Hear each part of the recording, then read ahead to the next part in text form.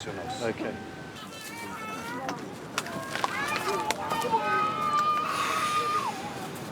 Ready to retire, Derek? Ready to retire, Derek?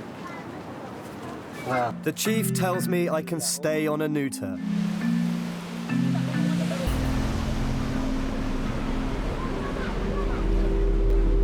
Well, this is going to be an amazing day. It's something I'm really looking forward to. It's a community fish drive, and what's happening is every single member of the island is going to gather together, and we're going to go out and force the fish into this area here.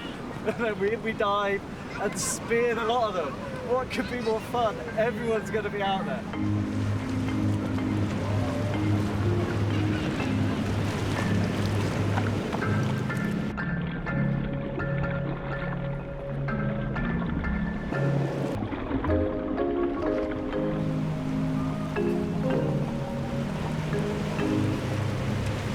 It's a pretty obvious system, but it's deadly and productive at the same time. Essentially, this wall that we've all been rebuilding is here to stop the fish getting away, so that when the wall of people beat towards us, the fish can't escape here and they go into the killing area, and that's where we spear them.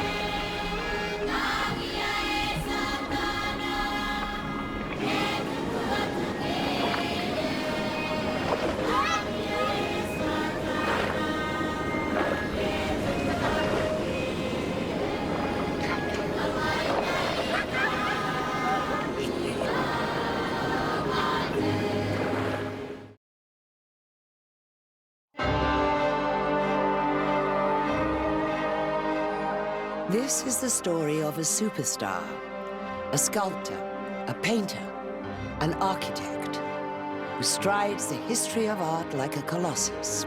He was a tempestuous genius who would let nothing stand in the way of his quest for eternal fame and riches untold. He doesn't know perfection when he sees it. He was an outsider who created works so big and so beautiful that nobody believed they were produced by a mere mortal. I've just created a giant.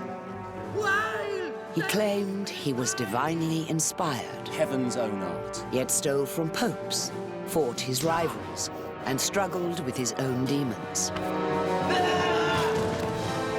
His name was Michelangelo.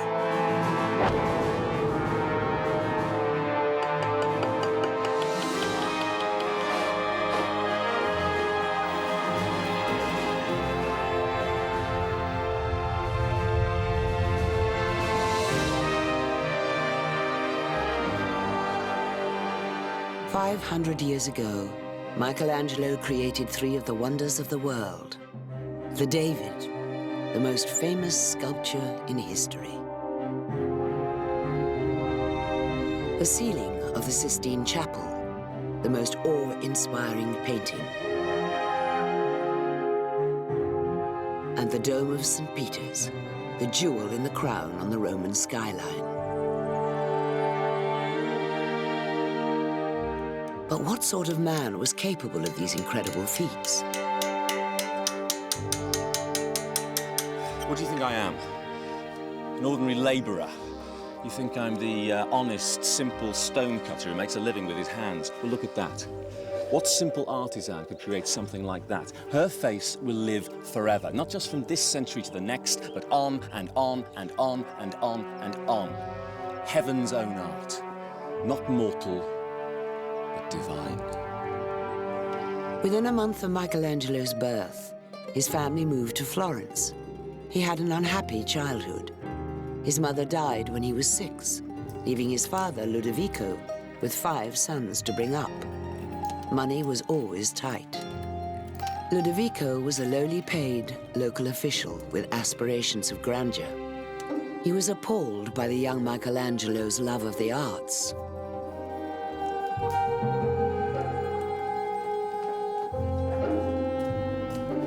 Moreover, he thought I would bring disgrace on the family. Of course, this distressed me, but I would not turn back.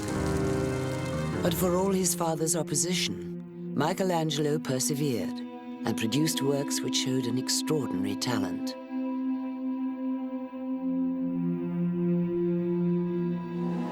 From the Dome to the David, from the Pietà to the Sistine Chapel, Michelangelo had created a unique vision of heaven on earth.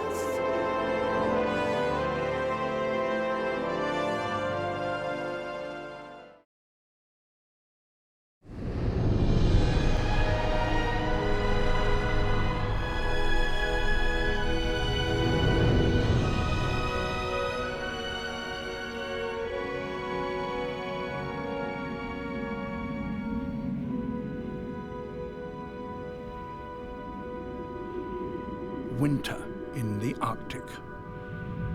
The northern lights flicker across the sky.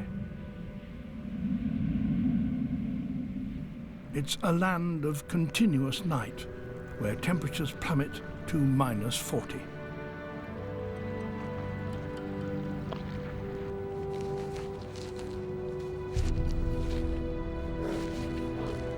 Polar bears are in their element, hunting for seals on the frozen sea. But the long night is coming to an end. In February, the sun rises for the first time in 4 months.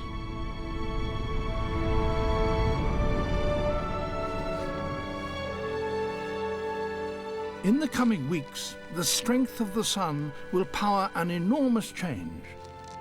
But for now, its rays offer only a little warmth.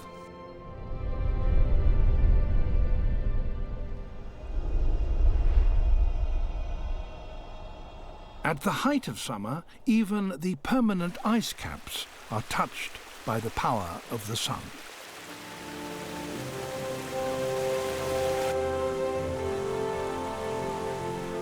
As July draws on, the great melt reaches its peak.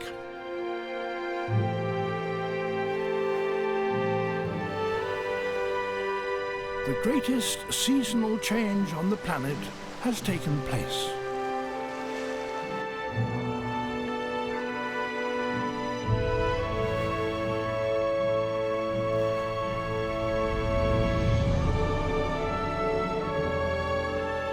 The sea ice that once extended all the way to the horizon is now open ocean. In just 3 months, the sun has won its battle with the ice. Over 7 million square kilometers of ice has melted away, uncovering thousands of islands surrounded by open ocean. But in recent years, the scale of this melt has been growing. And for one animal, this is a critical issue.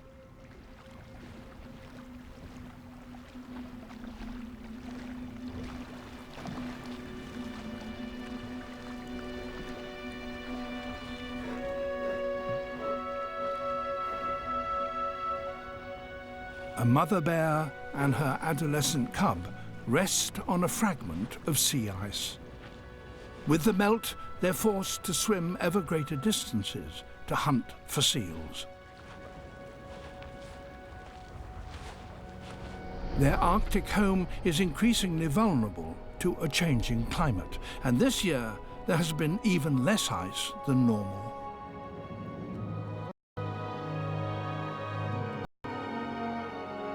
If future melts are as extreme as this one, bears like these may starve or drown, lost at sea.